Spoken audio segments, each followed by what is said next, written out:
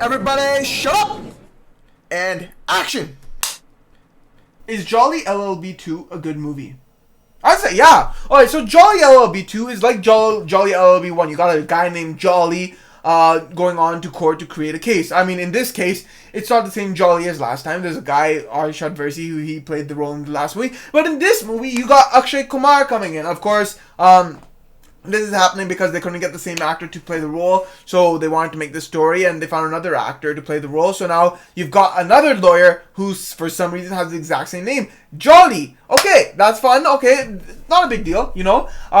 They do make a small reference towards it, but it's not a big deal. It's not a big part of the movie. The name doesn't matter. But you have this lawyer named Jolly. He's trying to take on this case. He's in the case because there's a woman whose husband was wrongfully murdered. She's just looking anywhere to see if she can get someone to make a case for him. But there's this lawyer, Jolly. He's basically an intern for a proper big lawyer. The big lawyer doesn't want to take this case, but Jolly, he's in need of money for his own purposes, so he can open his own office to be a lawyer himself, because he has a law degree. He wants to be a proper lawyer, but he needs some money. He's just $2,000 or 2,000 rupees, or I forget the exact price, but he's some money short, and she's willing to pay whatever it takes to get this lawyer to get her case. So he's like, yeah, he'll accept your case, just give me this much money, and he gets the money, and he's able to open his office. But in the process, she finds out, obviously, like, you can't hide this. Like, she goes to deliver the files, and she finds out that he just scammed her for money when he was one of the most trustworthy people to her at the moment. And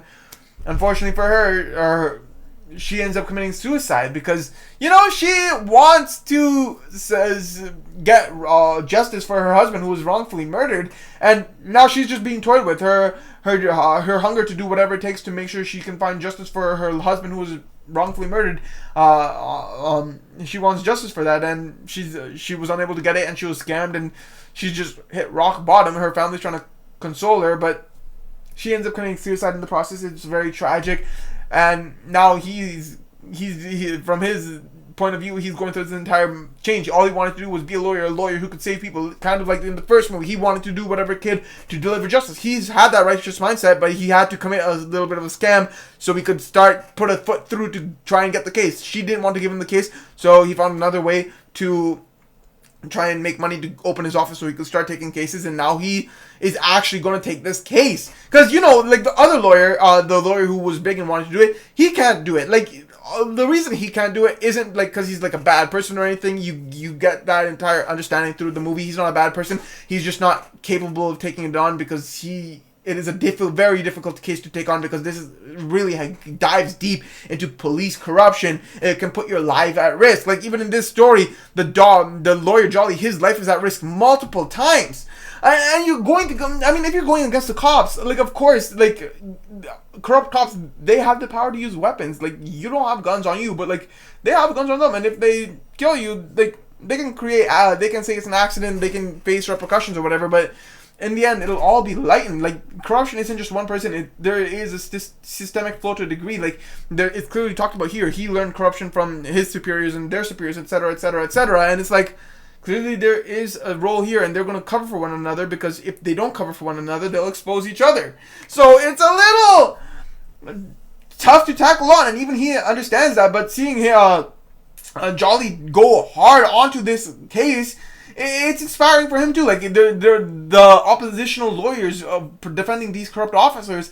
They do whatever it takes to dismiss this case, try to make sure the court follows strictly. Like, oh, you're trying to bring in a guy who you didn't like mention beforehand because you were scared that he was going to get shot and killed if you tried to report that he's coming in beforehand. Yeah, that would definitely happen. But at the same time, you know, I'm just not going to let this court continue. I'm just going to sit here. I'm not going to listen to anything. And the entire court ends up going in pause for like an entire night. And then it's like 12 a.m. and then they decide to continue court because they don't want to risk letting this guy die. The judge is sensible enough to make sure the case goes through fully and that the right guy gets convicted and their justice is served. But like, seeing this entire law case develop, seeing the lawyer Jolly, seeing his entire character development, you fall in love with this judge always standing up for what is righteous in like both Jolly LLB 1 and here. He plays a big role, integral role in serving justice. You see how these corrupt lawyers who are just like well respected for being able to do their job properly towards people, but at the same time, when I say properly, it's that they're able to win cases. It's not that they're doing and serving justice.